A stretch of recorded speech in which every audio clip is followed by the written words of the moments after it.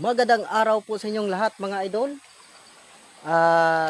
By the way, uh, don't forget to like, subscribe to our YouTube channel and hit notification bell para updated po kayo sa ating mga bagong mga videos mga idol.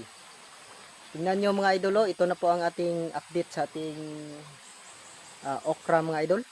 Ito na po mga idol, tingnan natin mga idol. Ito na po mga idol. Ilang araw mga idol, transplant na natin to mga idol. Kasi medyo mahaba-haba na mga idol oh. Tingnan nyo mga idol. Pwedeng-pwede na ito mga idol. Pero sa ngayon mga idol, busy pa kasi ako. Kaya hindi ko po ma-transplant.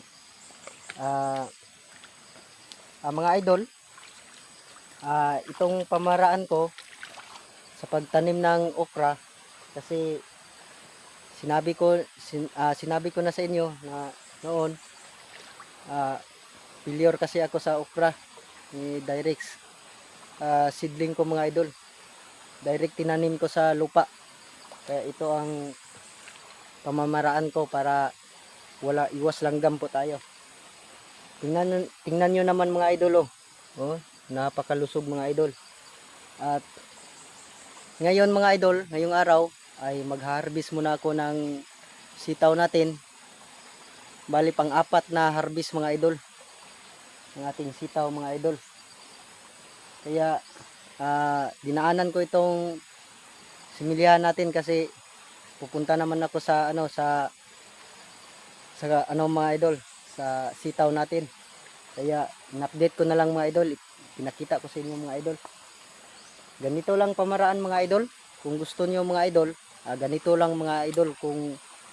Kung gusto kayong makasigurado na walang langgam at hindi na mag-direct mga idol, ito ang gagawin nyo. Sure ball ito mga idol. Ito na mga idol oh. Tingnan nyo. Mga 4 na araw na ata ito mga idol. At ngayon mga idol, punta na ako sa ating sitaw mga idol. Basta may tiyaga, meron din tayong pagdating ng panahon, meron din tayong maani mga idol. Itong sitawan ko mga idol, medyo malayo pa. At update din natin ang ating tanim na mga idol,